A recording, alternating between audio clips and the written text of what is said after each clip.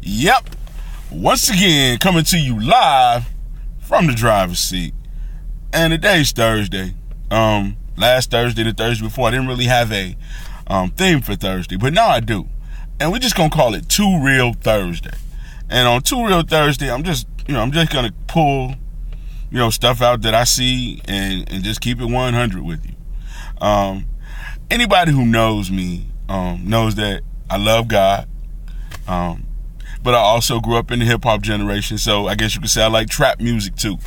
I really like the energy that comes from what these kids are saying. I like the energy that came from the kids in my generation, because I realized that at their core, they just like everybody else. They just comment on what they see and what they've grown up around. We can make it, whatever we want to make it, but at the end of the day, it's just conversations. Some conversations are better than others, both in your house and on record. But there are two records right now that really kind of spoke to me and said some interesting stuff that I was able to pull from. And one of the records is If You Ain't Got No Haters. Maybe you're familiar with it, maybe you're not. I don't know. I wouldn't necessarily say listen to it or don't listen to it, but if you do, feel free. But If You Ain't Got No Haters kind of came to me when I was listening to someone kind of talk about the relationship of the person who's being hated on and the hater. Okay? And they started to talk from the hater's perspective and what the hater sees in the other person. And the reality of that is what you become to a person that's hating on you is their mirror. I'll give some examples. One, you lose weight. And what's the first thing that comes out of somebody's mouth? She thinks she cute. Really what they're saying is, she is cute, and I wish I knew how to be cute too, and I don't really feel cute right now. So you kind of become that mirror. Person really starts to take off in their career. He think he doing it. He think he better than everybody. Really what they're saying is, man, they've reached a level that I have no clue how to reach. So if you don't have any haters, what does that really say? What does that really mean? If you have no one looking at you and saying, man, this person is doing great things. Now, maybe they don't convey their congratulations the correct way, but you should have people admiring you. You should have people looking up to you. You should have people in your circle and in your community that are hating on you. And not necessarily in a negative way, but somebody needs to see you doing something. In the words of T.T. Fletcher, I'm doing something. So if you don't have haters, you need to go back to the drawing board and say, what am I doing? Am I making enough moves? Am I working hard enough? Am I trying enough to stand out? Am I trying to sanctify myself? Jesus had haters. Had a whole bunch of haters. Why? Because he was doing something.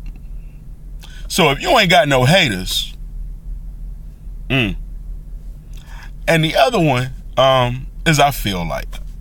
It's a 2 Chainz record. Once again, if you choose to listen to it, so be it. If you don't, we'll live. But I feel like, and one of the lines is like, I feel like I'm supposed to be balling. And that, to me, that goes back to the whole thing with the hater. Because see, sometimes when people hate on you, they turn you down. You was turned up, you was fired up, you was ready to go.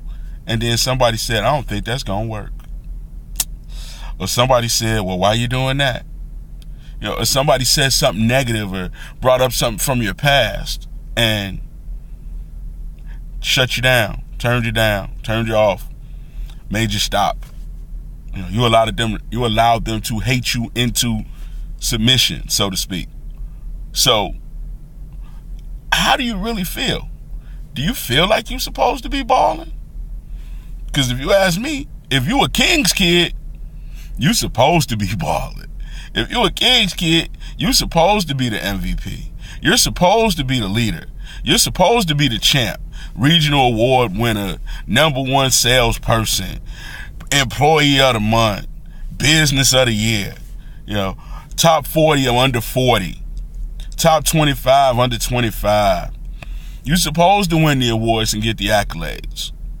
Why? Because you were created to dominate. Why?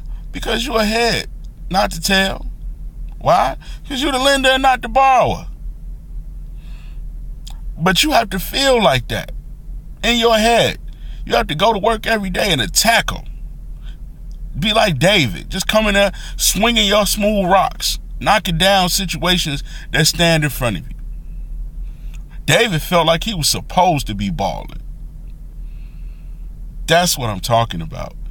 And I wanted to do what I did today and the way that I did it so that you could see that there's not that much of a difference between what these kids are saying and what you feeling. You know, a lot of times we allow the media to make these kids bad.